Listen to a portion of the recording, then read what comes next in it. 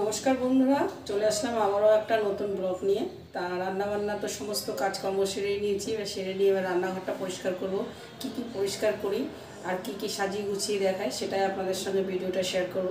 তা ভালো লাগলে অবশ্যই লাইক শেয়ার করবেন আর পাশে থেকে সাপোর্ট করবেন, আর পারলে সাবস্ক্রাইব করে দেবেন আমার ইউটিউব থেকে। তা কী কী পরিষ্কার করি সেটাই আপনাদের সঙ্গে শেয়ার। বন্ধুরা দেখুন, এগুলো তো সব আমার রান্নাঘরেই সাজানো থাকে, এগুলো তো সবসময় লাগে না। তো আমি ভাবছি এগুলো সব নামিয়ে পরিষ্কার করব।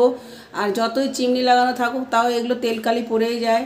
তার সঙ্গে দেখেন মাইক্রোওভেনটাও পড়ে গেছে তেলকালি। তাই এইগুলোই নামিয়ে সমস্ত জিনিস পরিষ্কার করব। দেখুন, আর এখানে কি করব, সব মশলার ডাব্বাগুলো সাজিয়ে দেবো আর এগুলো সব শোকেসে রেখে দেবো। এগুলো সবসময় প্রয়োজন নেই, তার জন্যে হাতের থেকে পড়ে গেল। এক এক করে সব আস্তে আস্তে এগুলো পরিষ্কার করতে হবে। নিয়ে বেশি দেখুন সব নামিয়ে নিয়েছি। এবার সব এগুলো সব এক এক করে ধুয়ে পরিষ্কার করে নেবো, পুরো খালি করে দিয়েছি। এখানে সব রান্নাঘরের জিনিসই রাখবো, ডাব্বা ডুব্বো। দেখেন এদিকে রান্নাঘর তো কত বাসন টাসন মেজে পুরো পরিষ্কার করে এগুলো পুরো করে দিয়ে কত কাজ থাকে, তাহলে বলুন। তার মধ্যে দিয়ে ভিডিও বানাচ্ছি।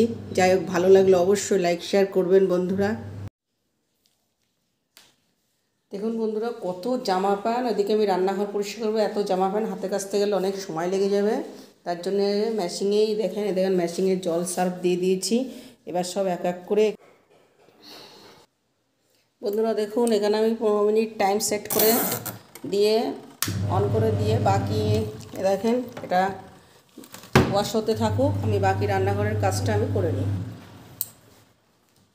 দেখুন সব আমি এক এক করে ধুয়ে জল ঝরাতে দিয়ে দিচ্ছি। আপনাদের সঙ্গে একটা কথা বলতে চাই।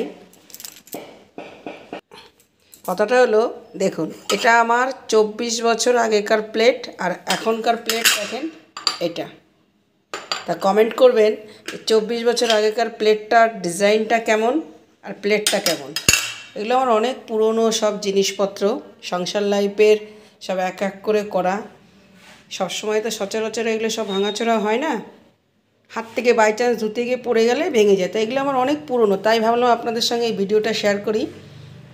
যে এই কথাটা বলি যে প্লেটটা দেখুন 24 বছর আগেকার আর এখনকার প্লেট কোনটা বেশি পার্থক্য। এবার সব এগুলো তো রান্নাঘরে আর রাখবো না, এগুলো সব শোকেসের ভিতরে ঢুকিয়ে দেবো, যেহেতু এগুলো ব্যবহার কম হয়। আর বাকি সব রান্নাঘরের জিনিস মশলাপাতি যা ডাব্বা ডুব্বা আছে ওগুলো আমি সব সাজিয়ে আপনাদের সঙ্গে ভিডিওটা শেয়ার করব। বন্ধুরা এদিকে আমার কাঁচা কমপ্লিট, এবার আমি এগুলো ধুয়ে নেবো। ওদিকে তো রান্নাঘরে সব দেখালামই, সব পরিষ্কার করা হয়ে গেছে। সেগুলো আবার এর থেকে এগুলো তুলে নিয়ে বাকিগুলো দিয়ে দেবো। তার সঙ্গে থাকুন, পুরো ব্লগটা দেখুন। বন্ধুরা দেখুন, ছাদে সব একদম কেচে ধুয়ে মেলে শুকাতে দিয়ে দিয়েছি। কাঁচা ধোয়া পুরো কমপ্লিট, দেখেছেন ছাদ ভর্তি পুরো মেলে রেখেছি। বন্ধুরা দেখুন সব পরিষ্কার করে কমপ্লিট করে নিয়েছি। এদিকে মাইক্রোওভেনটা পরিষ্কার করে নিয়েছি।